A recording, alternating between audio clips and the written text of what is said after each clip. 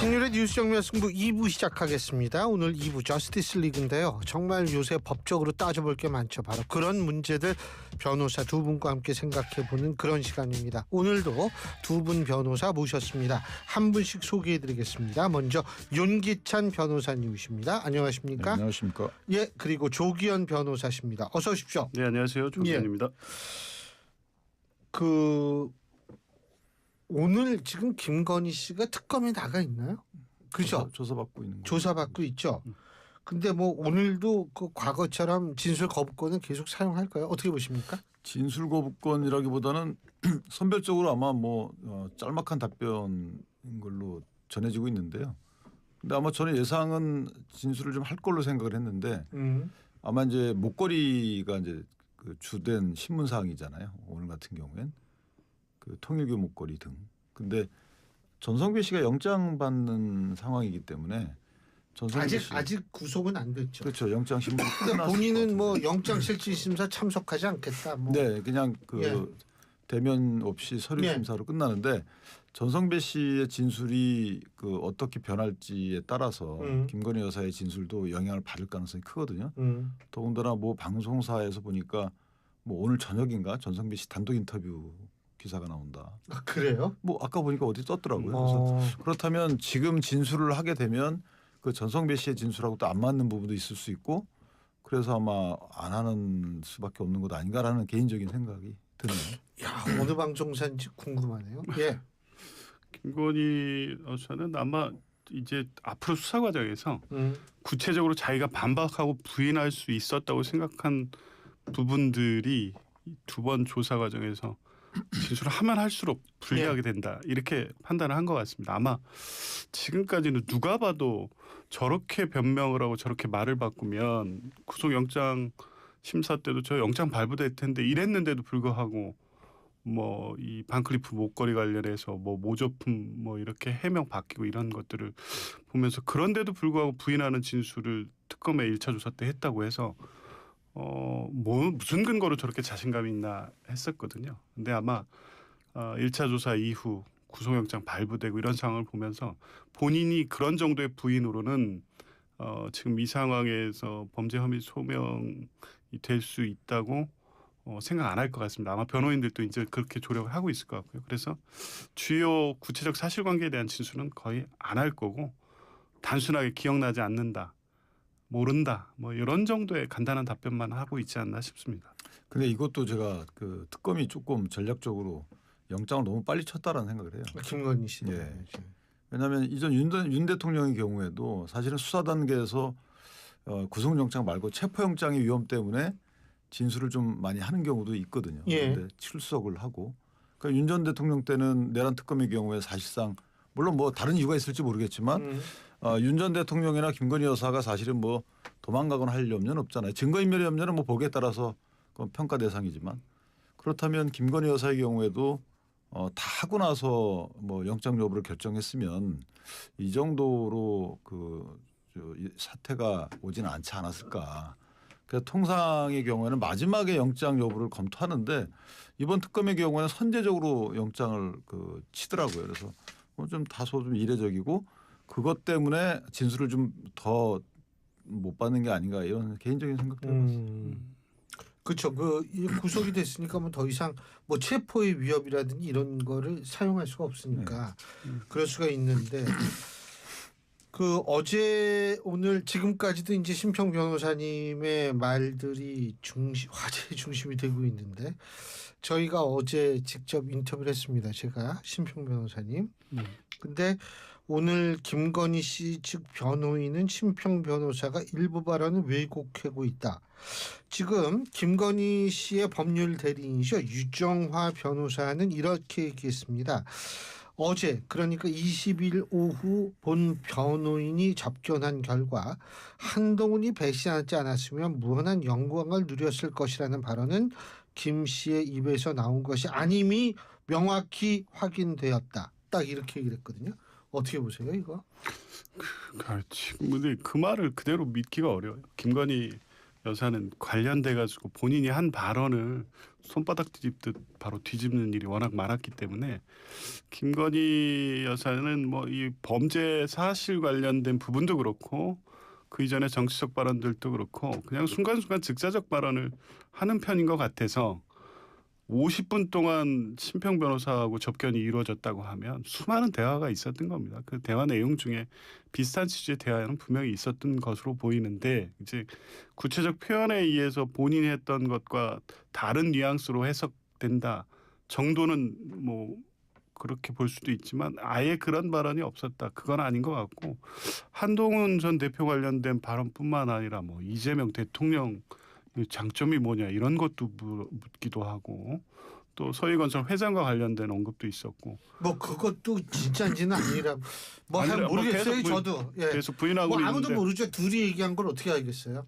그러니까 뭐 하여간 심평 변호사가 나오자마자 SNS에 글을 올렸고 또 어제 뭐 교수님하고도 예. 인터뷰도 했었고 오늘 또 아침에 다른 언론에서 하더라고요. 근데 없었던 내용을 그렇게 꾸몄다고 보기에는 뭐 발언 내용이 좀 상세하고 또 굳이 심평 변호사가 그럴 이유가 없다는 이유와 거죠. 동기가 없다는 점에서 보면 다소 과장되거나 본인의 어떤 평가적 내용이 조금은 들어갈 수는 있지만 전체적인 내용은 심평 변호사가 하는 말이 실제 있었던 말이 아닐까 저는 그렇게 생각이 듭니다. 근데 뭐 그런 내용들이 각색이 될 수도 있죠. 그다음에 이제 심평 변호사가 본인의 주관을 반영해서 해석도 하고 이건 제 해석입니다라는 말을 덧붙이지 않을 수도 있고, 그러니까 의미가 부정확하게 전달됐거나 과장됐을 수는 있죠. 그런데 문제는 굳이 뭐 그렇게 접견을 해가지고 심평 변호사와 접견하면 그 많은 말들이 뭐 언론 인터뷰 대상이 될 수 있다라는 점을 김건희 여사는 알고 있었을 거예요. 그렇지 않으면 신신당부했어야 되는 거죠. 절대 이거 외부에 얘기하지 맙시다라고. 그럼 유정환 변호사가 한마디 덧붙였겠죠. 외부에 그 서로 간에 얘기 안 하는 그냥 개인적인 얘기였다 이렇게. 그런 거 덧붙이지 않는 걸로 볼 때는 그렇게 당부는 안 한 걸로 보입니다.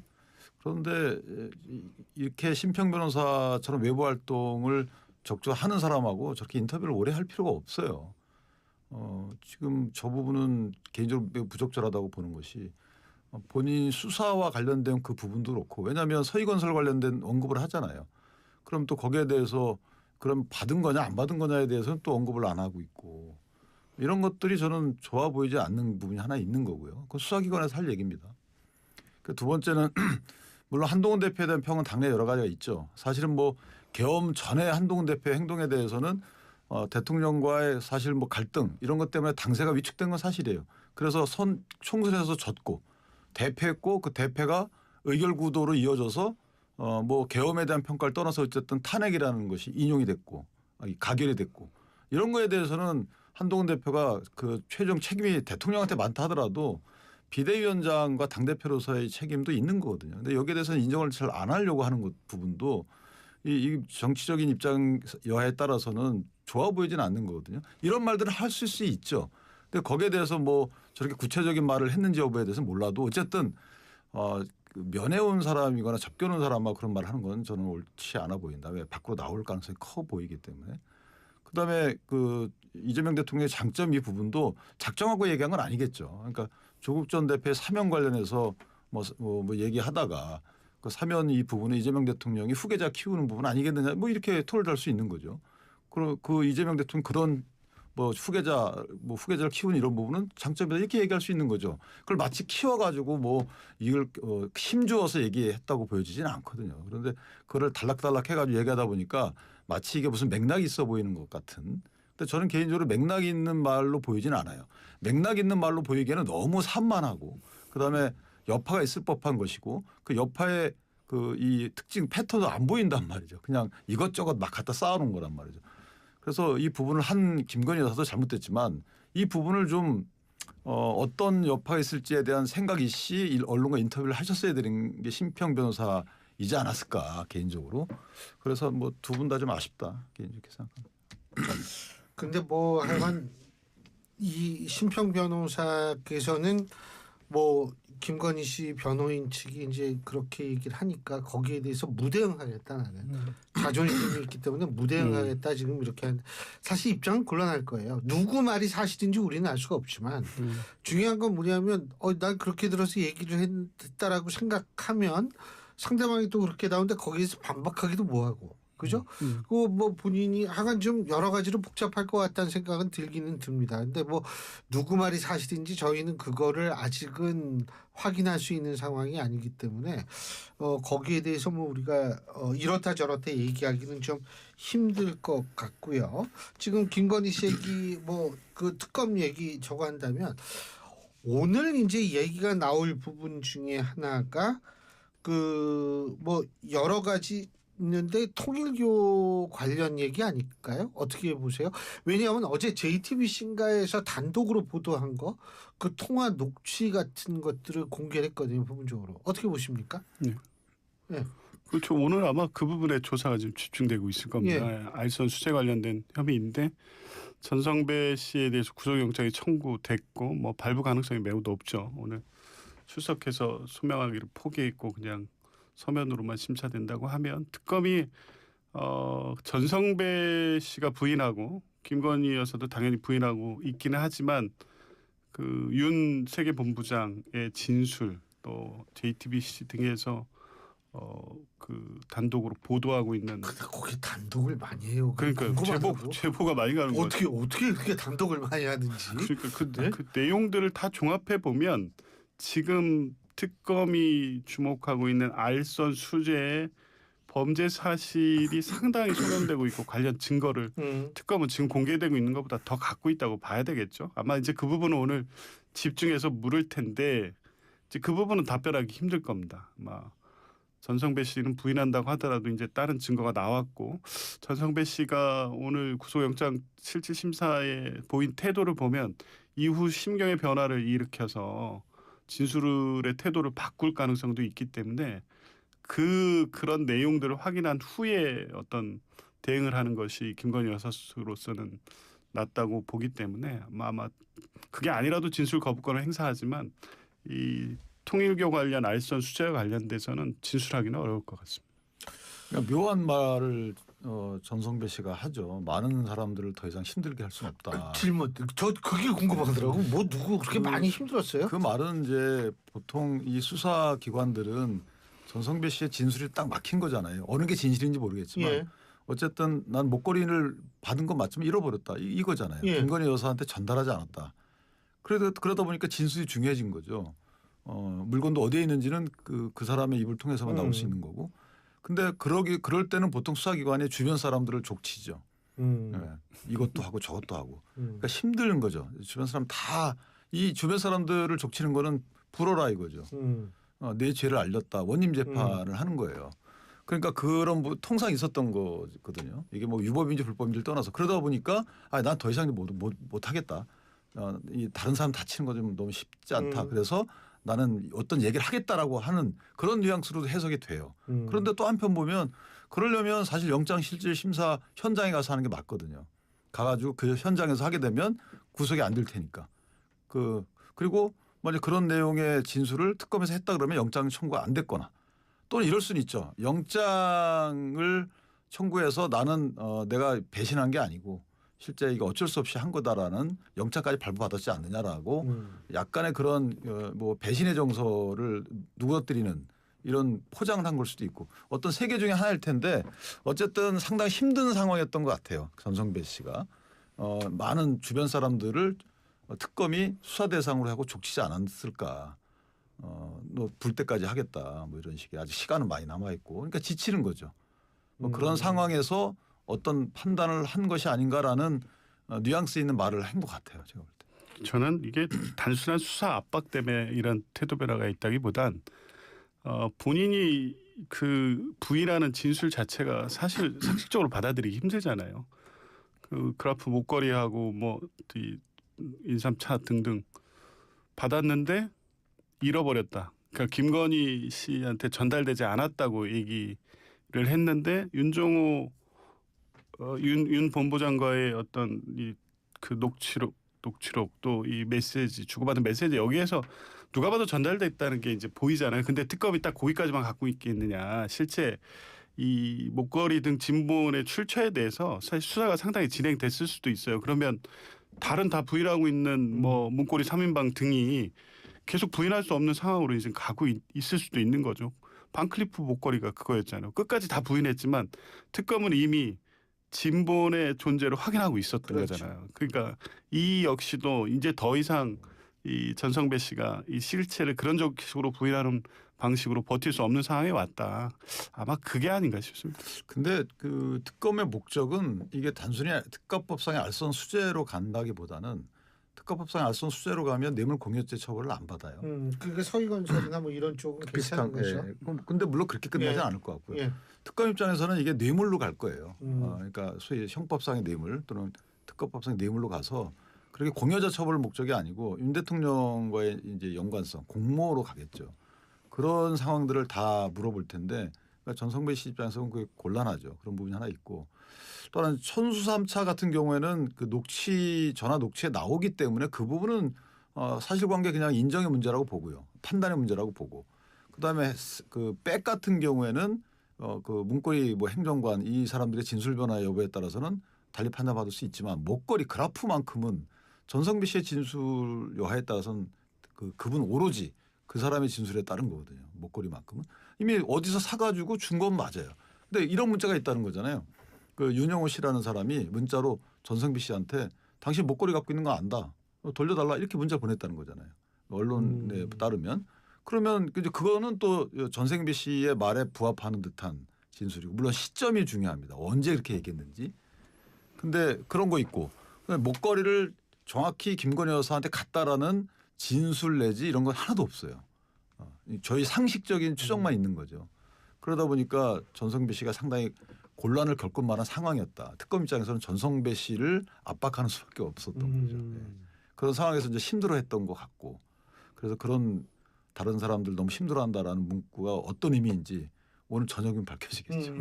아니 근데 그 전성배 씨 얘기하니까 건진 법사 이 사람이 그저 집에서 1억 원 이상의 그 돈이 나왔는데 이게 관본권이라는 게 쉽게 얘기하면 그냥 은행에서 막 나온 그 바닥바닥한 새돈 이거 띠지가 있잖아요. 한국은행 띠지가 있을 거 아니에요. 그거를 지금 검찰이 모르고 실수로 버렸다는 거 아니에요. 그거 가능하다고 보세요? 말도 안 되는 변명이죠. 그게 압수물이고 특히 이 압수 과정에서 수사관 돈이 발견되면 이 관리는 매우 철저합니다. 특히 압수물 관리는 법무부 령에 의해서 하나하나 이 세세하게 어떻게 관리하는지 다 정해져 있거든요.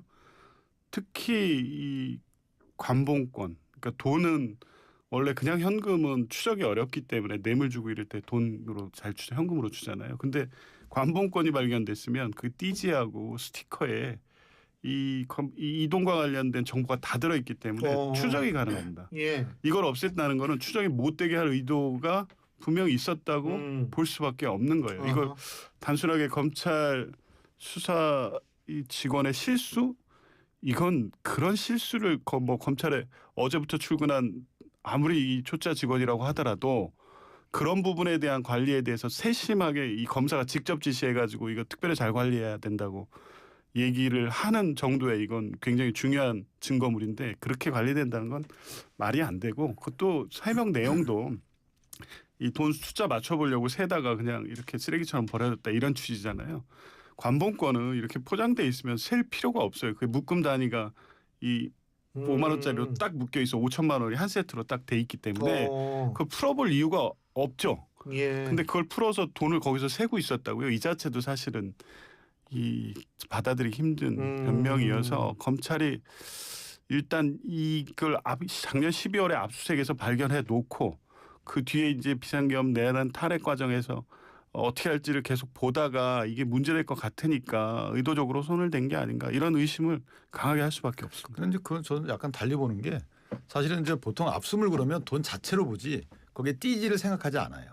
근데 이제 관본권은 한국은행에서 각 은행으로 불출되는 거잖아요. 그러니까 뭐 개인 예금 채권자한테 이게 가지는 않는 거죠.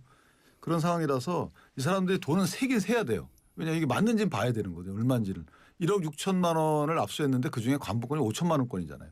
그러니까 이걸 세야 되는 거죠. 안 그러면 나중에 여기 얼마 있었는지 어떻게 알아요? 그건 당연히 세야 되는 건데 세고 나서 띠지를 옆에 놨어야 되는 건데 그걸 이제 버렸다는 거예요.